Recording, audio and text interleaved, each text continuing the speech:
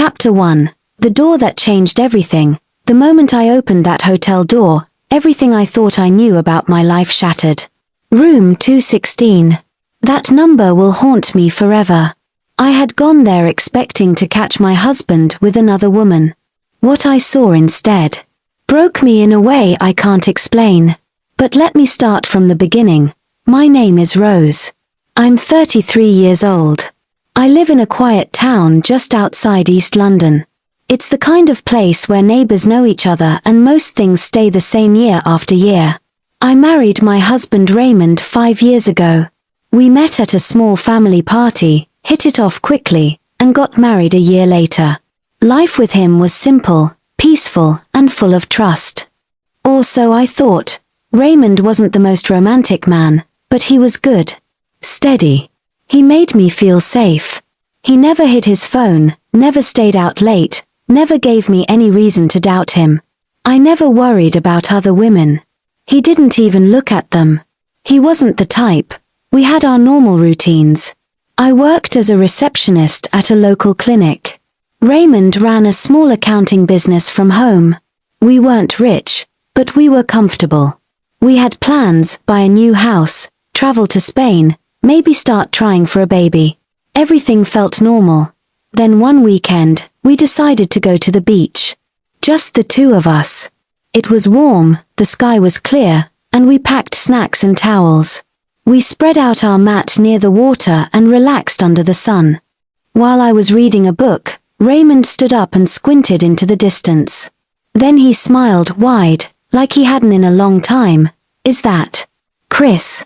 he said out loud. I looked up. "Chris?" He nodded. "Yeah. My old school friend. We used to fight all the time. I told you about him." I remembered. He used to talk about a guy named Chris. Said they were always arguing, even as kids. I thought it was weird how often he mentioned him. Almost like he missed the drama. Raymond waved and called him over. A man with short black hair and sunglasses came closer. He looked a little older than us, but still handsome. They hugged like old friends who hadn't seen each other in years. "This is Rose, my wife," Raymond said proudly. Chris gave me a polite nod. "Nice to meet you." They talked for a while about school, old fights, people they both knew. I just sat and listened. Raymond seemed so happy to see him again. Before we left, they exchanged numbers. From that day, Chris started visiting often. At first, it didn't bother me. But I noticed he always came when I was at work. And when I came home, Raymond would act strange, quiet, distracted. I asked him once what they talked about. "Nothing much," he said. "Just old times." I trusted him. I didn't push. But then one day, I came home early from work. I wasn't feeling well, so I left the clinic before lunch. I unlocked the door and walked into the house. The moment I stepped in, I heard shouting. Raymond and Chris were arguing in the living room. Loud voices. Angry words. I stood there, frozen. I didn't want them to know I was listening. "You always do this, Chris," Raymond shouted. Chris shot back, "Because you never change." I cleared my throat and walked in. They both went silent. "What's going on?" I asked. Raymond shook his head. "Nothing serious. Just one of our usual arguments. We always fight like this." Chris didn't say anything. He just picked up his jacket and left. After that, Chris stopped coming over. No calls, no texts. I thought the friendship had ended. I was honestly relieved. Something about their relationship never felt normal. Weeks passed, then one Saturday, we were at a shopping mall. We had just finished buying groceries when I saw Chris walking towards us.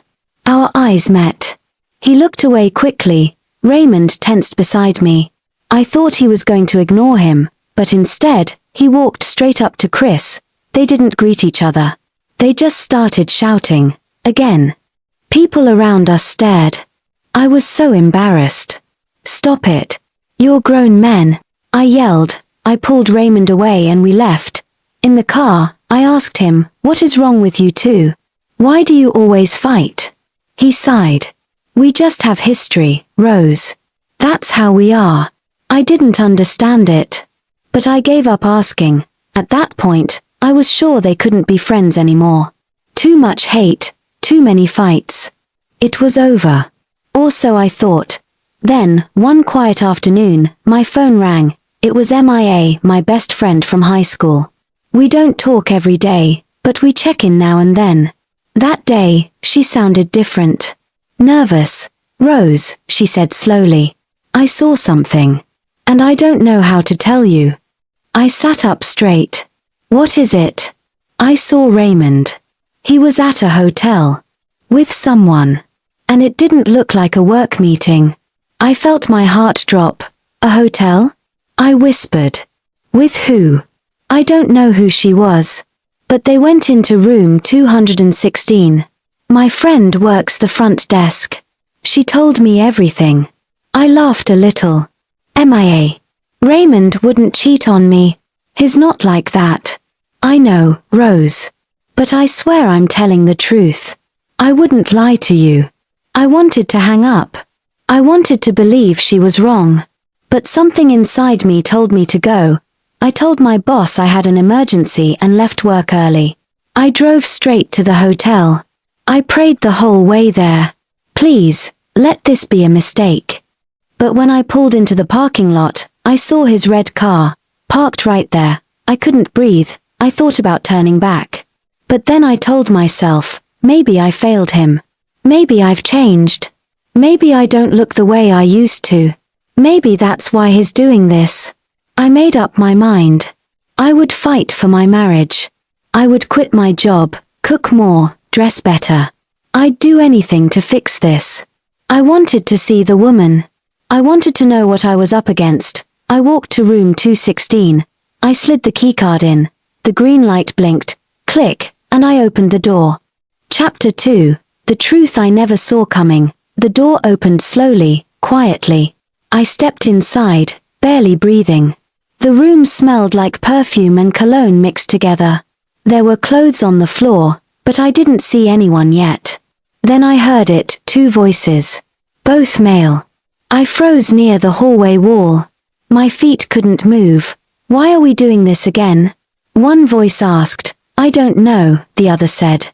Because it feels right. It was Raymond. My husband's voice. I walked further. The bedroom door was half open. I leaned closer. What I saw next is something I still can't erase from my mind. Raymond was with Chris, not fighting, not talking, but in bed together. Raymond wasn't cheating on me with a woman. He was cheating with a man. And not just any man. Chris. The enemy from his childhood. The one who always came around when I wasn't home. The one he always argued with. It was never hated. It was something else. And now I saw it. I gasped. Loud enough that Raymond heard me. He turned quickly. Our eyes met. His face went pale. He jumped up, trying to grab his clothes. Chris froze, then looked away. Rose, wait, Raymond said, rushing toward me, half-dressed. I backed away from him like he was a stranger. Don't touch me. Please, he begged. Let me explain. Explain what? I snapped. That you married me while loving someone else. That you lied to me for years. I didn't mean to. Don't. Just stop. I turned and walked out the door. I didn't even look back. My body was shaking as I walked to my car. I sat in the driver's seat for what felt like hours, staring at nothing, feeling sick. Everything made sense now, all the strange fights. The awkward silences. The sudden visits. The way Chris looked at him. The weird tension. The secrets. It wasn't my imagination, it was real. My husband was gay. And he hid it from me. I drove home in silence. No radio. No phone. Just thoughts, loud in my head. I tried to cry but couldn't. My tears were stuck. My heart felt like stone. At home, I went straight to the shower. I sat on the floor under the water, fully clothed, and stared at the wall. I felt numb. That night, Raymond didn't come home. The next morning, He knocked on the door around 7 a.m. I didn't answer. He sat outside for over an hour. Eventually, I opened it. He looked like he hadn't slept. "I'm sorry," he said quietly. I didn't say anything. I just looked at him. Not with hate, but with deep confusion. "How long?" I asked. He looked down. "Since college. Maybe before that. I thought I could fight it. I thought if I married you, I'd change." I shook my head. "So I was your test?" "No, Rose. You're the best thing that ever happened to me." "Then why lie to me?" "I didn't plan for this." When I saw Chris again, I felt everything come back. I was weak. I messed up. "Did you ever love me?" I asked. "I did. I do. Just not the way you deserve." That sentence cut deep. Like a knife, I sat on the couch. He sat across from me, quiet. I asked him things I never thought I'd have to ask. "How many times did you meet him?" "3 times, he said. "That was the third." "Was it just him?" "Yes," he said without hesitation. "Only Chris." I believed him. Strangely, I did. But that didn't make it better, it made it worse, because this wasn't just cheating. It was hiding who he really was. From me. From himself. I wasn't angry because he was gay. I was angry because he dragged me into a marriage that wasn't real. A lie wrapped in routine. I had given him my heart, my trust, my body, everything, and now I realized he was never mine. He was always his. "I need space," I said. He nodded. "I understand." He left again. I locked the door and fell asleep on the couch, exhausted. Days passed. I didn't eat much. I didn't go to work. I ignored calls and texts.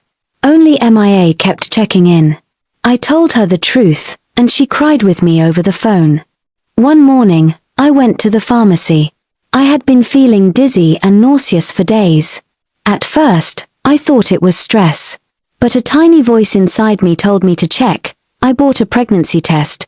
Back home, I sat on the toilet, staring at the plastic stick. 2 lines. Positive. I was pregnant. I laughed bitterly. "Great timing," I whispered. Now everything was more complicated. I texted Raymond, "I'm pregnant." 4 months. He called immediately. I let it ring. He called again. I answered on the 3rd try. "I'm here for you.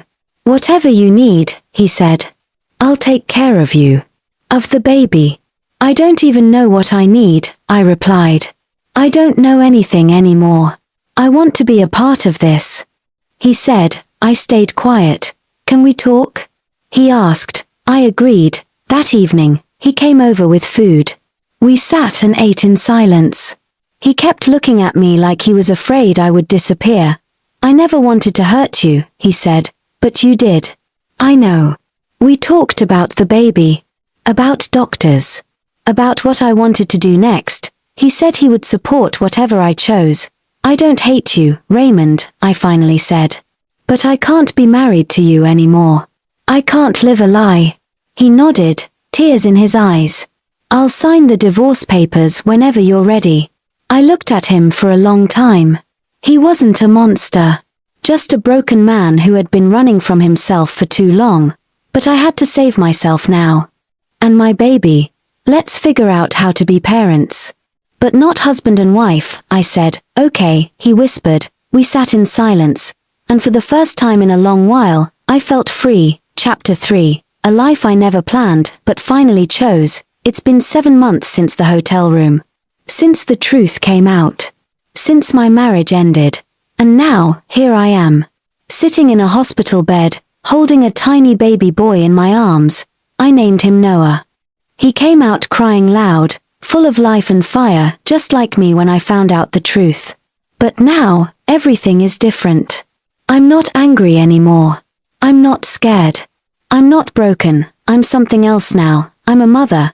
But let me tell you how I got here. After Raymond and I agreed to divorce, we kept things respectful. He moved into a small flat nearby. Not too far, not too close. He came with me to all my doctor's appointments. He didn't miss one. He bought baby clothes. He installed a crib at his place, just in case. He showed up, not as my husband, but as Noah's father. We signed the divorce papers quietly, just the two of us at a small office. No family, no friends. We didn't even speak much. We just looked at each other and signed.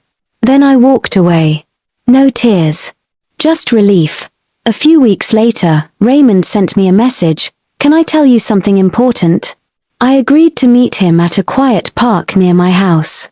We sat on the bench where we used to feed birds. I came out to my family, he said. I looked at him, surprised. You did? He nodded. I told my mom and dad everything. About Chris. About the hotel. About why we divorced. It wasn't easy. But I did it. I didn't say anything at first. Then I smiled. I'm proud of you, I said. And I meant it. I've also started therapy, he added. It's helping. For the first time, I saw peace on his face. A kind of peace that only comes when you stop hiding from who you are. He looked at my belly. How's he doing? Active, I said. He kicks like he's doing karate in there. Raymond laughed softly. Maybe he'll be a fighter. No, I said. He'll be a survivor. After that, we started talking more. Not as exes, but as two people connected by something bigger than us, our child. We were honest now. There were no secrets. No lies. Just the truth. Still, I felt lonely at times. Pregnancy is hard. Doing it without a husband is even harder. People asked questions. Some whispered. Some judged. You left him because he's gay. That's not a reason to break a home. You should have stayed. At least he's not with another woman. They didn't understand. I didn't leave Raymond because he was gay. I left because he lied. Because he made a promise he couldn't keep.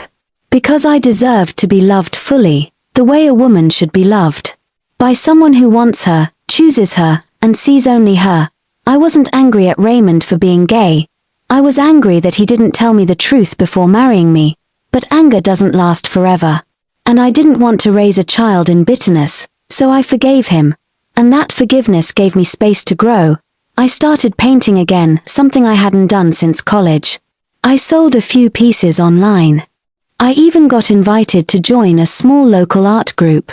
Every Wednesday night, I sat in a quiet room with strangers, sharing stories through color. That's where I met Aaron. He was in his early 40s. Tall, calm, with kind eyes. He painted water scenes, rivers, lakes, the sea. We sat next to each other for weeks before he finally said more than hi. One evening, he looked at my painting, a mother and child in front of a window, and said, "That's beautiful. You're not just painting. You're telling the truth." I smiled. That was the beginning. He didn't rush me. He didn't flirt. He just showed up. Listened. Laughed at my jokes. Asked about my baby. Never pushed. One night after class, he offered me a ride home. It became a habit. Then, one Saturday afternoon, he came to my house with a gift for Noah, handmade baby socks. I didn't know people still did things like that. Aaron never asked about Raymond unless I brought it up. When I finally told him everything, he didn't look shocked or uncomfortable. He just said, "I'm sorry you had to go through all that alone.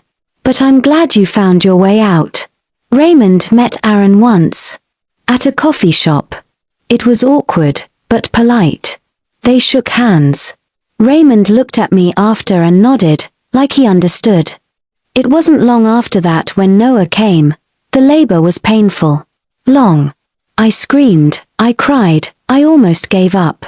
But Raymond was there, holding my hand. So was Aaron, waiting outside. When I held Noah for the first time, everything else disappeared. Every lie, every betrayal, every night I cried myself to sleep. Gone. All I saw was my baby. A new beginning. Raymond leaned over and kissed my forehead. "You did it," he whispered. Aaron came in later with flowers and tears in his eyes. "He's perfect," he said. I looked at both of them, one who gave me pain and one who gave me peace. And I was grateful for both. Because without the pain, I wouldn't have found the strength. and without strength. I wouldn't have found my peace. Today, Raymond visits Noah every weekend. He reads him stories, changes diapers, and sings badly out of tune. He's happy now. I can see it, Chris. I haven't seen him since that day at the hotel. I don't need to. Aaron and I are taking things slow. No labels. No rush. Just two people trying to heal and love without pressure. I don't know what the future holds, but I do know this. I may have walked into that hotel thinking I had lost everything, but what I found instead was the truth, and that truth led me to the life I never planned, but finally chose, and that life begins with Noah. And me, still standing, still strong, still moving forward.